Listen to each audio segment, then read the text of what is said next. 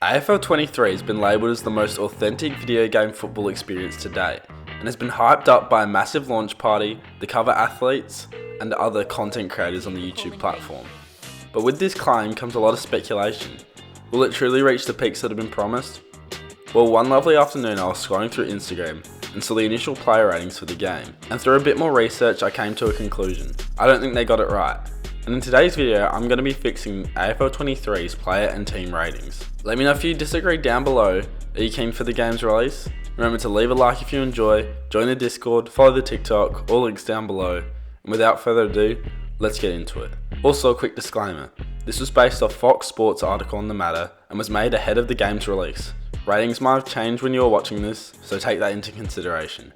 Anyway, it's just for a bit of fun. So to start off, I'm going to be listing the top 50 players in terms of ratings and saying whether I agree, disagree, and if so, what I would change in the player's rating. So, starting from the top of the list, Christian Petrarca 94, fair. Clayton Oliver 94, also fair. Lockie Neal at 94 completes the trio. They've got this relatively right in my opinion. Patrick Cripps at 93, fair. Bontempelli 93, fair enough, but I would downgrade him to a 92.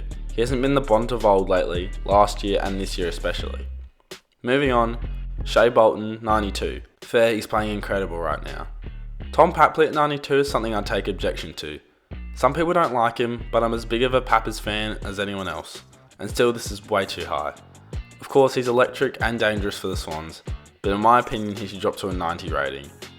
Tom Stewart rounds out the 92s, and that's a well-earned spot for the best defender in the game. Jack Macrae is the first player to start off at 91, too high for him. Yes, he gets a lot of ball and is crucial in the Doggies midfield, but compared to the players around him, well, he doesn't really compare. I'd downgrade him to an 89 to 90 rating, take your pick. Touk Miller is also a 91, and I get why he's here. He hasn't proved he's a top player for more than a season, and maybe the reps in charge here value longevity. In my world where that doesn't matter as much, he's a 92 to 93 type of player, as he tries to win a Brownlow this season. To save some time, I'm going to rattle off some players, all with a rating of 91 that I agree with, more or less. These players include Tom Lynch, Josh Kelly, Callum Mills, Josh Dunkley, Charlie Cameron, Darcy Moore, and Jack Steele.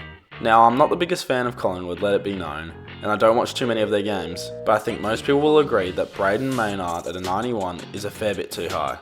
Obviously he's an amazing player on an amazing team, one of the best defenders going around, but I'm going to have to lower him to an 89, nothing personal. He's just not on the level of the other players at this rating. It's a high standard to live up to. Jeremy Cameron is also a 91, and he should be higher, probably a 92 or even 93.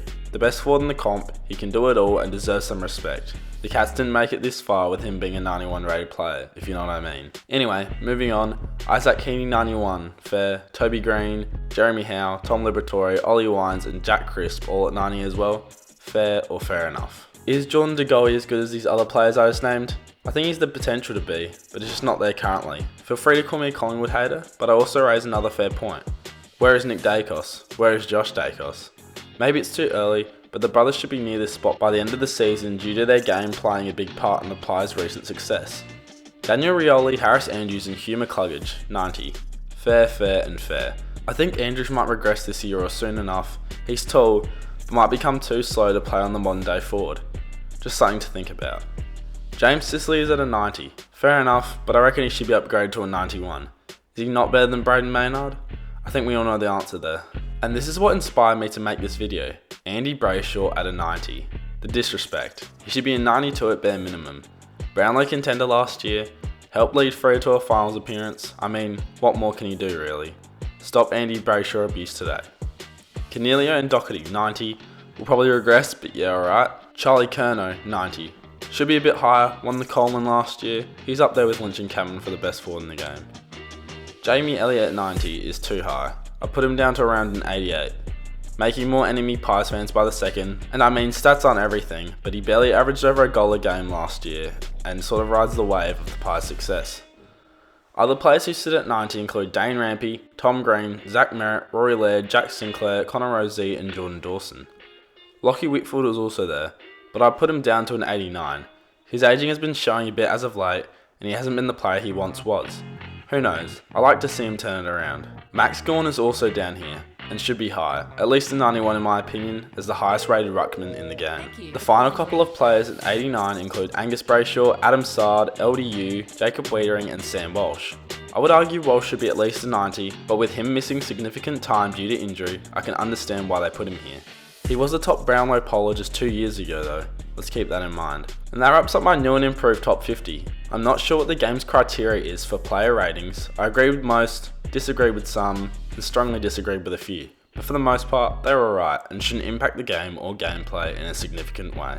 And following that, I decided to rank the top 10 players in a similar style to that of FIFA or 2K. It makes it a little easier to compare players over a more spread out sample base. So with that said, I put Clayton Oliver, Christian Petrarca and Lachie Neale at a 96 overall. How can you really top those three as the best of the best right now? Paddy Cripps can be argued up there, but I have him at a 95. Andy Brayshaw and Touk Miller, two Brownlow candidates and rising superstars, each earn themselves a 94. The new top rated forward is Jeremy Cameron at a 92. Versatile, kicks goals, creates scoring opportunities. The highest rated forward in the game. And then to round off the top 10, I have the Bont, Shea Bolton and Tom Stewart all at 92. I think this way of rating players provides a bit more spread between the stars and superstars of the game, but it's obvious it's not the angle Big Ant and Nacon took when deciding upon these stats. Moving on to probably the biggest part of the ratings I take issue with. These were announced at the launch for the game, and they're far from what I had in mind, the team ratings. Collingwood tops the teams with 87, and that I'm fine with. They're showing right now that they're the most informed team in the comp, so they earn this spot. What I disagree with is having Geelong down to 86. Surely the premiership winning team should be at least equal top rated. Even though they haven't started this season that hot, they should still be up there. Other teams with an 86 rating include Sydney, Richmond and Brisbane. I have no issues with those. But Port and GWS at an 86? I'm not too sure about that. I have no idea why GWS is here. They're a rebuilding team with older stars and they finished well outside the top 8 last year. It's safe to say that I'd move them down to at least an 84. Port feature here as well. I disagree, but have less to argue about with this one. They might prove this year that they deserve an 86, but based off of last year, I don't know why they're this high, especially with other, more talented outfits below. I'd move them to an 85. And at 85 we have Carlton, Essendon, Gold Coast, Melbourne, St Kilda and Western Bulldogs. Essendon is an interesting case. This season they are showing that they deserve an 85, but based off of last season, there is no shot they're on the same level as Carlton or Western Bulldogs. They'll have to prove it to me over the year. I'd move them down to an 84. It can also be argued that the Doggies in Melbourne, as teams that made finals appearances last year, should move up to an 86. There is no chance with the talent and performances the D's string together that they should be below the other finals teams. The Crows, North Melbourne and West Coast on an 84. Oh, and that's right, Freo as well. They just can't catch a break in this game. A tad disrespectful for a team that made it to the semi-finals last season. If I was a Freo fan, I'd be fuming. I'd move them up to an 86 as well. It seems I'm creating the 86 spot, but it's only fair when compared to the original ratings they've given us. And Hawthorn is at last, at an 83. Sorry Hawks fans, but it kind of makes sense at the moment. But anyway, I changed a few things for sure in this category. Overall, AFL23 is an exciting venture into a franchise of AFL games with time and money put into the new revelation. Despite what early flaws and problems the early game might have right now, it'll be interesting to see how their plans play out. Your boy to fix the ratings that were annoying me, but for the most part, they seem alright. All I'm saying is, Big Ant or Nacon, if you need a Chief Executive Ratings Manager, you know where to find me. Well, thank you guys so much for watching. Let me know what you thought of my improved ratings. Are you keen for AFL23 to come out? Let me know. Thanks for your ongoing support as I try to keep as consistent as possible. Remember to like the video if you enjoyed, and subscribe for future sports field content. Have a good one, and cheers.